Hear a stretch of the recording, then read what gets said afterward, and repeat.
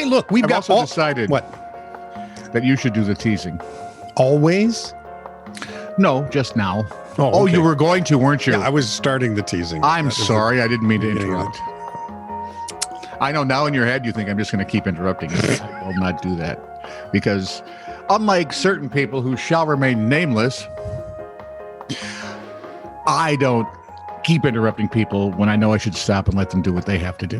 I mean, some people do that, but not me. I just let them go ahead and carry on with whatever it is they need to do. Because I know I would like to do whatever I need to do on a timely manner.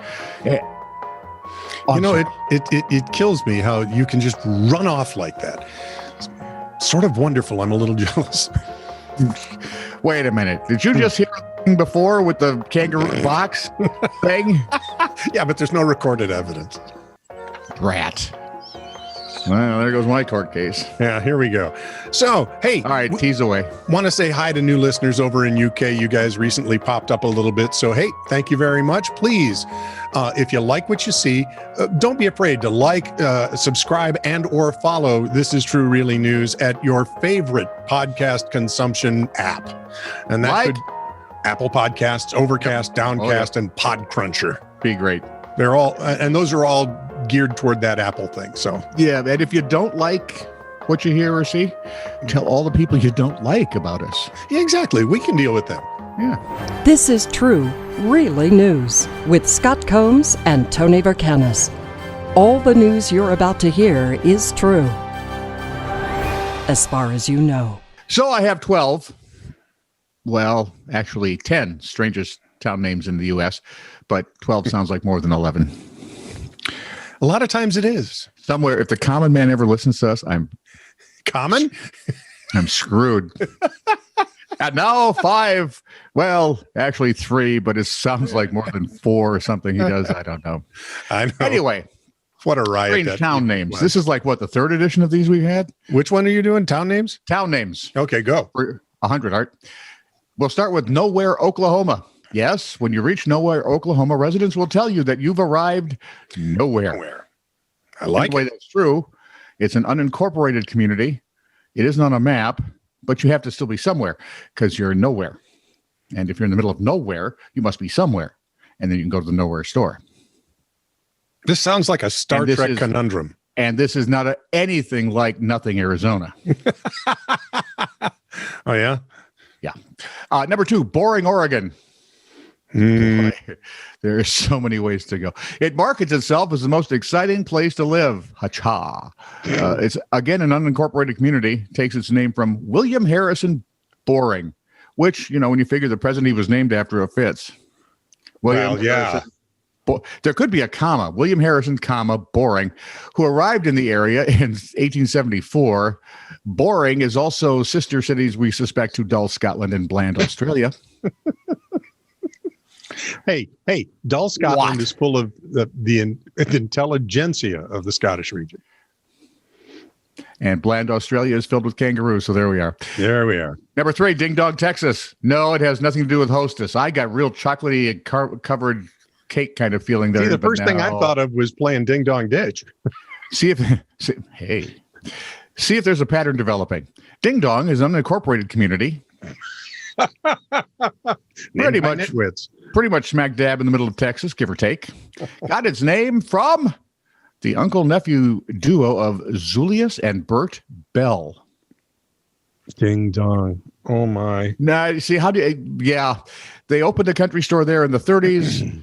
In addition to symbols of bells, their store sign contained the words Ding and Dong. And the growing community decided, hey, what a great name for a town. Dingo. Obviously, not the intelligentsia of Texas in that town, but hey. How about Accident, Maryland? That could be all of Maryland. Ooh. Oh, hey, looky here, a town that's not incorporated. Unincorporated. This one actually is disincorporated or got its name. It's unincorporated. That's it. Sure. It got its name in the 1700s when 2 different land surveyors claimed the area for themselves by accident. Yeah, you would hope for some really cool. No, they started calling the plot of land Accident Tract, and the name stuck. And you can actually call a person from accident accidental. Number 5, we've all heard of or love Truth or Consequences, New Mexico. If you don't know the story behind this, I don't know why I'm talking to you. For posterity. It has no great exotic reason. It is it's basically a city compared to the others because there are like 6,500 people in Truth or Consequences. I'm guessing it's incorporated then. It's a town of its own in its own right. Okay. As you may have guessed, it was named after the TV show. Yeah. Yeah. In 1950, Ralph Edwards said that he would air his 10th anniversary broadcast of Truth or Consequences from the first town that changed its name to match his show. And oddly enough, they did. It worked. I know, you just expect more out of that, though. Some devilish went down to Georgia. Well, maybe not Georgia, but New Mexico kind of story. Well, you get his Ralph Edwards. Well, you could do worse. There's Booger Hole, West Virginia. According to legend, Booger Hole, West Virginia got its name from a spate of murders in 1917. Stay with me. The town folks formed a mob to find the boogeyman, or the booger. A name apparently came from there. Now, while we think that's at least a fun story, well, maybe not fun. Well, it depends on which end of the stick you're on there. There's a problem, though. It can't be true because the murders happened in Booger Hole. Yes, it was named prior to the murders. Its cousin, Booger Town, North Carolina, came from, of all things, moonshiners. Yes, in the days of yore, kind of the same, but sort of more liquory. In the days, of course, the guy could have been drunk when he was committing the murder, so I can't actually say that for sure. It's a supposition. He's just ripping now, folks. In the days of yore, moonshiners used to keep curious visitors away from their stills by telling tall tales about a boogeyman. No, they went right to Boogerman. Did they really? The little snots. That haunted the whole... That haunted the local woods. Yes, these boogermen were evil creatures. You're a child. A very old one. I'm a 63-year-old, 12-year-old. So maybe there's some truth to the Booger Hole story now that you think about it, or maybe both places just had way too much booze on their hands. Yeah. Number 8, slap out Oklahoma and Alabama. There are 2 slap outs in the U.S. We don't know why. One's in Oklahoma, another in Alabama. Maybe some folks left one and decided to found the other. New slap. Boy, you moved from Alabama to Oklahoma. Is that lateral or... That's not a move up. No. Interestingly enough, both towns have identical stories behind their names. Dum dum dum. Again, the story's not much. Both were, supposedly home to a general store that was always out of stock or slap out of everything. How about Pig, Kentucky? And an oink to you, too. It's an unincorporated community. There we go. It's on a road in Kentucky. That narrows it down. The town's biggest claim to fame is probably the extremely uninspired origin of this name. I know. There are so many things you're thinking of, right? Good stuff, hopefully. When pioneers arrived in the area, they couldn't decide what they would call the settlement. And then a resident saw a pig on the road and said, why don't we call it Pig? And they did. Sort of like how St. Paul got named Pig's Eye for the longest time. See, they should have stayed with that. They really should have stayed. It's much cooler than St. Well, I really like to hear legislators in Pig's Eye. They should have called Minneapolis St. Paul. Yep. And kept St. Paul Pig's Eye. Oh, that would have been no. They had to come up with something Latin or Greek. The Portland of the North. And number 10, burns down South Carolina. Because? Well, it's not actually today. It's kind of incorporated into the town of Sumter, South Carolina. Burns down Sumter. You can still find it on the map. Okay. No idea how the name came to be, but I have a feeling, and this is just a thought, that there might have been fire involved. Yes. Which makes you think right away of Hell, Michigan, and I'm done now. So I was able to talk to a good friend of mine in Liverpool, England, the other day. Patrick Reed. Friends? I have. How much money does Anne make? Because that's a lot of people to pay now. Well, my mother's estate pays most of them. Oh, so thank God for the foundation. Exactly. Yeah. But Patrick and I worked together. We met when he was working for another company, and we worked together there a little bit. I was doing some marketing for him, and he was, I think, in charge of international sales or whatever. Is it true your real brothers and sisters have nothing to do with you, and your mom had to hire actors? Was that the original intent of the foundation? Hadn't really thought of it, but I'll look it up. It's got to be in the paperwork somewhere. Pretty sure if you just ask them, they'll tell you. Somebody has to be nice to Scott. That's all there is. Are you to related to me? Well, no, not really. We get paid quite a handsome fee. Quite a handsome fee. Show up on holidays and things. But yeah, Patrick is a lovely man. And when how does a guy named Patrick end up in Liverpool? Shouldn't he be in, I don't know, County Cork, Enterprise, Church? Carry on. He grew up right by strawberry fields. Yeah. As a matter of fact, forever. It's a song. Strawberry Fields Forever. Yeah, but he's not that old. In any case, we're not that old. Yeah, that's true. So, I told him about the show. My knees hurt. And he went and saw the show. And now I'm getting this string of stories sent to me. By show, do you mean like cats? No, I mean, this is True Really News. Oh, dude, I'm sorry you had to be introduced to that. From Patrick Reed, no relation, our man in Liverpool. Natalie Stewart's dad was walking his new puppy on Upton Bridle Path in Widnes, a settlement since Viking times on the banks of the River Mersey, as you well know. When he was suddenly swooped upon. Being a man of his wits, he ducked, but failed to duck the second time, and the seagull really let him have it by pecking the back of his head. Ow. Apparently, the seagulls around Liverpool can best be described as psychotic. They've been known to steal food from people's hands. They're just cantankerous. Alex Bayer, well, you are going to change your They're tune misunderstood. by the end of this. They've had a tough seagull life. Alex Bayer says, every time I go to New Brighton for a spot of fishing, the pterodactyl seagulls seem to get bigger and more brazen. The pterodactyl seagulls. Well, pterodact seagulls is how he says it. Yeah, pterodact seagulls. So pterodactyls. But they steal his bait? They steal his bait. They steer his bait right into their mouths.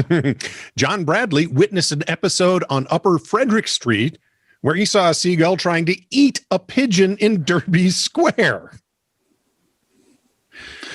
That seems a bit much. Phil Owens says, earlier this year, I saw a seagull kill a pigeon in Williamson Square and start eating it. Seagulls still seems a bit much. Seagulls and pigeons have a long and storied rivalry in Liverpool. Local police are looking into the possibility of the last two events being gang-related. Tony? Damn gangs of gulls. Gull gangs. Okay, I'm going to apologize for this up front. You may want to, block the ears of little ones. Napoleon Bonaparte is a man who needs no introduction, so let me give him an introduction. He was once the Emperor of France. He's famed for military genius, almost taking over all of Europe, and the myth about his height. Mm-hmm. No, he was not short. He was actually normal size. It was just a weird way the French measured height back then. And honestly, is it surprising the French had a weird way to measure height? Their own way. Let's measure it in negative numbers. Now, these days, Napoleon spends most of his time in his decorated tomb in Paris. Well, most of his time. Primarily, he's in a decorated tomb in Paris. Not all his body parts are there, though. The most famous organ extracted from his body after his death in 1821 is his heart. Yes, he did have one, according to some of you. He did not, but hey, he did one right in the middle. Well, more to the left. What most people don't know is that the doctor carrying out Napoleon's autopsy also snipped off something else. Snipped off should give you a clue. Toenails?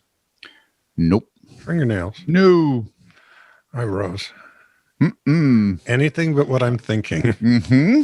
Oh. That was it. Yep. They snipped off his French part. How do you say Johnson in French? Janson. Oh, thank you. The Janson. That was 200 years ago. Over the centuries, Napoleon's Janson has made quite the journey. It began in 1796. He was born a young child and was apparently pretty active socially because he had two wives, several mistresses, one heir, and at least two illegitimate children they can find. And then he died. Yes, that famous death on the island of St. Helena. And then everything started traveling. Oh, my gosh. Francesco Antomarchi, the doctor who separated the Janson from the Janson's owner, gave it to Napoleon's chaplain. Go ahead, let that mull around in your head for a minute. Unclear why the doctor got Napoleon's. It's French. Don't do Yiddish or German. It's unclear why the doctor got Napoleon's chanson off. There we go. Some say it was an accident. Some say it was done to humiliate Napoleon after his death. For those of you wondering, if you're thinking of doing anything like that, they're dead. They don't care. True. Yeah, and don't. Whatever the case, the chanson now belonged to a chaplain whose name has been forgotten to history, and his family is so grateful for that, and they don't even know it. He smuggled it back to Napoleon's native Corsica, but the priest didn't get to enjoy the chanson for, I don't know how, that doesn't feel right. No, just don't He ever didn't say have it that for- way again. He not have dong for long. He was killed in a vendetta, and Napoleon's chanson passed to his family as an heirloom. Until 1916, there's a great family. At this point, I would start looking for ways to legally change my last name. That's what Meg's Did they brothers. have it bronzed or something?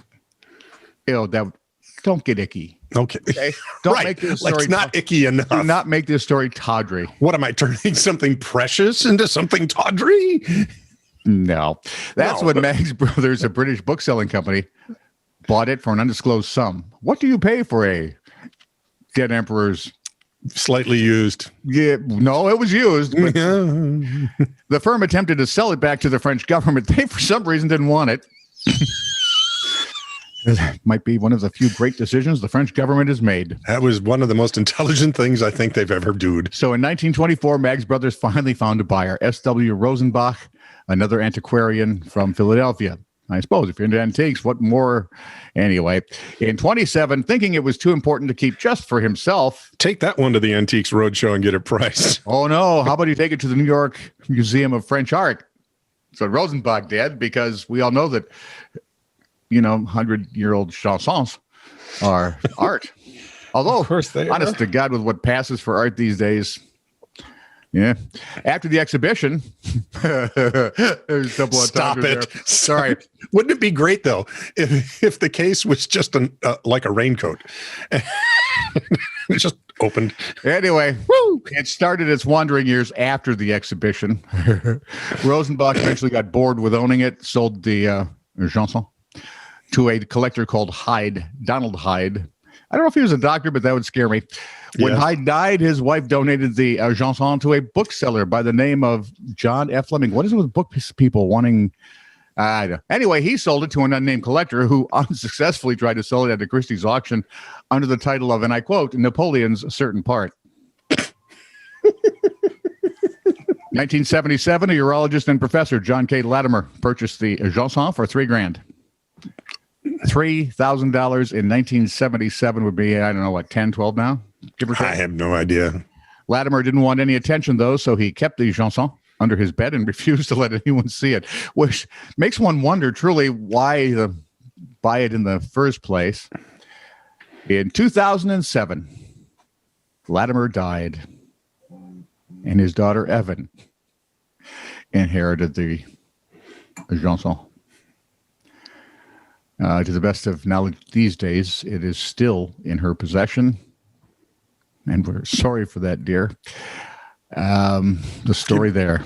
Gives whole new meaning to the last name Bonaparte.